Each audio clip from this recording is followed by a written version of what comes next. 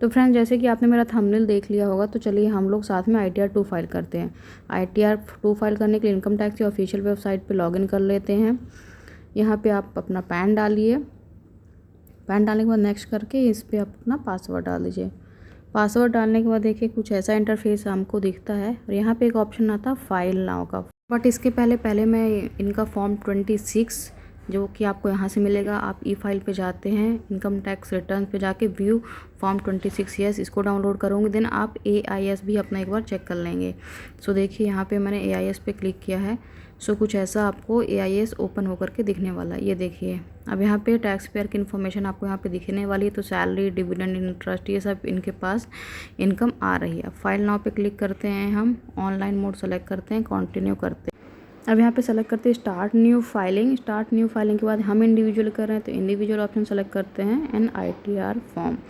अब ITR form में form ITR 2 select करते हैं। उसका रीज़न मैं ये है कि देखिए इसमें सेल ऑफ सिक्योरिटीज़ हैं, तो इन्होंने कुछ कंपनीज के शेयर सेल करे हैं। इसके लिए हमारे केस में क्या होगा, ये फॉर्म ITR 2 भरा जाएगा। प्रोसीड विद ITR 2 करते हैं। अब जो ये पॉपअप दिख रहा है ये बोल रहा है कि आप जो है ऑटोमेटिक डिफ़ॉल्ट जो रिजीम है वो न्यू टैक्स रिजीम है।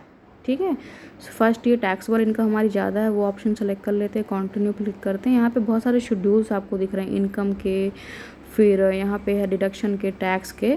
सो देखिए इनकम पे क्लिक करते हैं तो जैसे सैलरी का हमारे पे एप्लीकेबल है शेड्यूल, वो क्लिक करते हैं। अगर आपके पास हाउस प्रॉपर्टी का आप वो भी कर सकते हैं। कैपिटल गेन का मेरे पास है तो मैंने वो सेलेक्ट कर लिया है। अदर सोर्स इनकम है, डिविडेंड, इंटरेस्ट की, तो वो भी सेलेक्ट कर दिया है। और कुछ ऐसे शेड्यूल हैं जो ऑटोमेटिकली सेलेक्ट होते हैं, सो वो तो सेलेक्ट होंगे ही होंगे, बट मेरे में यही 3 बेसिक शेड्यूल हैं तो मैंने वो सेलेक्ट कर दिया है। अब क्या है, यहाँ पे हम डिडक्शन का शेड्यूल भी टिक कर लेते हैं जो हमारे पे एप्लीकेबल है। तो हमारे पे ये चैप्टर 6A की डिडक्शन है, जैसे कि ATC की वो हैं। और अगर आपके पास कोई और भी डिडक्शन जैसे ATD की डिडक्शन है या कोई और डिडक्शन, तो आप वो भी सेलेक्ट कर सकते हैं। सो कंटिन्यू पे क्लिक करते हैं। उसके बाद क्वेश्चन अगर आप रीड करना चाहते हैं तो आप कर सकते हैं, तो मैंने स्किप द क्वेश्चन कर दिया है। ये वही पॉपअप बोला जो पहले बोला था। सो पहले हम जनरल इन्फॉर्मेशन फिल कर देते हैं। तो यहाँ पे देखिए पर्सनल इन्फॉर्मेशन है वो सही है कि फाइलिंग स्टेटस में आप अगर 31 जुलाई से पहले फाइल कर रहे हैं तो ऑलवेज सेलेक्ट 139(1). सो ये आपको यहाँ पे ये बोल रहा है कि ये डिफ़ॉल्ट जो रिजीम है वो न्यू टैक्स रिजीम है। अगर आप इसी पे रहना चाहते हैं तो नो करें, अगर आप इस पे यस करना चाहते हैं यानी कि ओल्ड टैक्स रिजीम फॉलो करना चाहते हैं तो यस करें। सो एक्चुअली मैं फॉलो करूँगी ओल्ड टैक्स रिजीम, तो मैं यहाँ पे यस कर दूँगी। ओके, सो सिंपली देखिए मैं इसको यस करती हूँ। उसके बाद हम नीचे आते हैं।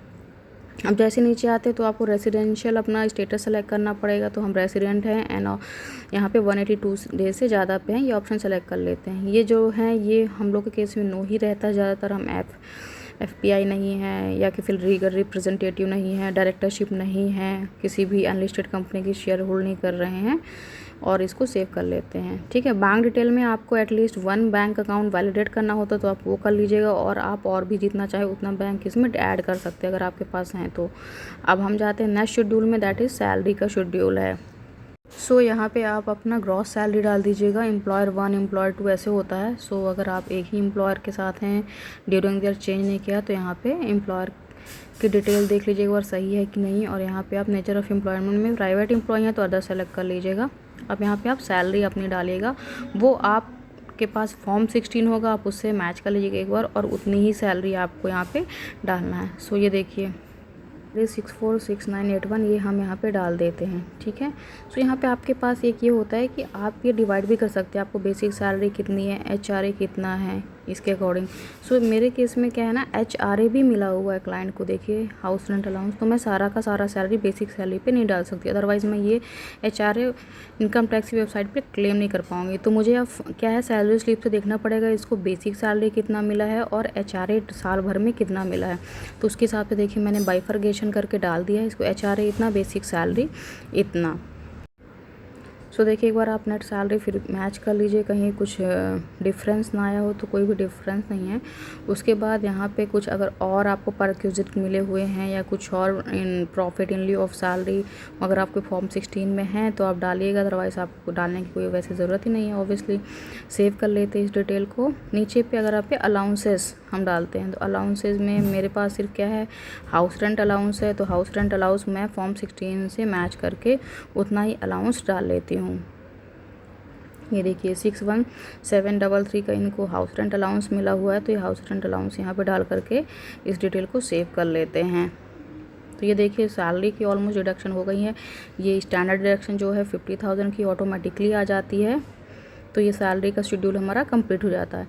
इसके बाद यहाँ पे शेड्यूल कैपिटल गेन मेरे क्योंकि केस में क्या है कि यहाँ पे इन्होंने शेयर सेल कर रखे हैं कुछ कंपनीज़ की, वो हम स्टेटमेंट पे देखेंगे। मेरे पास क्या है, इनका जहाँ भी डीमैट अकाउंट होगा वहाँ से मैंने स्टेटमेंट मंगा लिया, उस स्टेटमेंट में हम देखेंगे।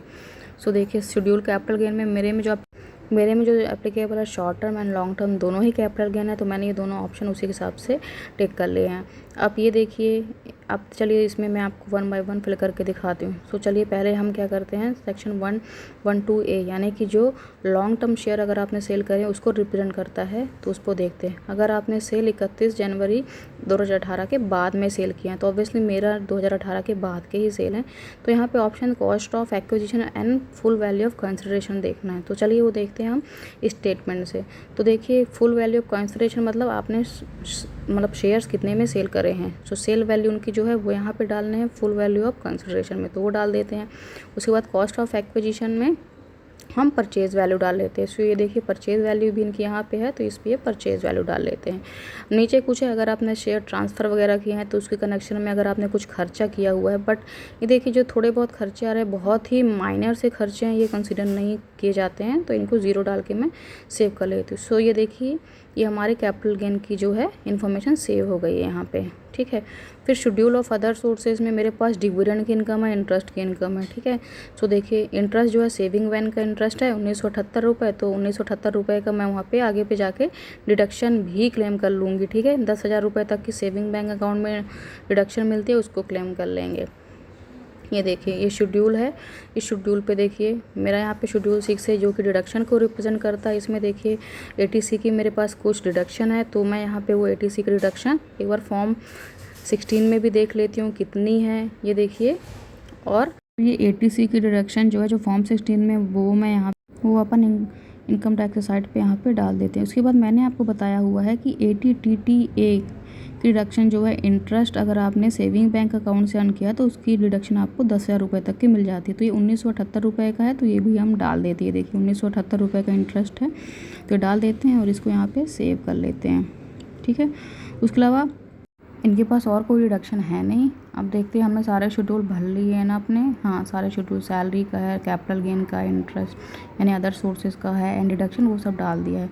सो अब देखिए कुछ कंफर्मेशन के लिए जैसे कर लेते हैं टैक्स प्रॉपर है या नहीं है। देखिए टैक्स की जो शेड्यूल है वो भी कंफर्म कर लेते हैं इसको एक बार ही। उसके अलावा नीचे पे है टोटल इनकम, ये भी देख लेते हैं और इसे भी कंफर्म कर लेते हैं। इसके बाद आपको शेड्यूल एंड डिडक्शन टैक्स ये सारा का सारा जो है सारा का सारा शेड्यूल ये फिल हो गया है। ये देखिए टैक्स हमारा यहाँ पे कुछ इतना कुछ बन नहीं रहा है टैक्स, ना ही तो टैक्स कटा तो रिफंड का भी केस नहीं है। प्रीव्यू रिटर्न पे जाते हैं, सो यहाँ पे अपन ये सेलेक्ट करते हैं ये पॉपअप, इसके बाद ये प्रोसीड इन टू प्रीव्यू करते हैं। एक बार अपने रिटर्न आप अच्छी तरह से देख लीजिएगा अगर कुछ है कि नहीं है। वैलिडेशन सक्सेसफुल है तो प्रोसीड फॉर वेरिफिकेशन करते हैं। वेरिफिकेशन में आपके पास बहुत सारे मीडियम होते हैं, आप कर सकते हैं इसमें। जैसे मैं करती हूँ वेरीफाई नाउ, मैं तो आधार के थ्रू ही करती हूँ, आप DSC के थ्रू कर सकते हैं, आप अपने बैंक के थ्रू कर सकते हैं, आप OTP ऑलरेडी जनरेट करके कर सकते हैं। देखिए बहुत सारे यहाँ पे ऑप्शन हैं। सो ये जनरेट आधार OTP, यहाँ पे हम आधार क्लाइंट से मांग लेते हैं OTP, आधार OTP। सो ये करके इसको वैलिडेट कर देते हैं। ये देखिए वैलिडेट हो रहा, थोड़ा साइट स्लो चलती है ना, तो सब कुछ बहुत ही ज़्यादा। बस यहाँ पे OTP डालना है और इसको वैलिडेट कर देना है। जैसे ही वैलिडेट हो जाएगा ये जो रिटर्न है ये ऑटोमेटिकली क्या हो जाएगी, ये देखिए ये सबमिट कर देते हैं इसको। थोड़ा साइट स्लो चल रही है। सो देखिए सबमिट करने के बाद आप इसकी जो है ना डाउनलोड रिसीव भी कर सकते हैं। इस तरह से आप अपना ITR 2 फाइल कर सकते हैं।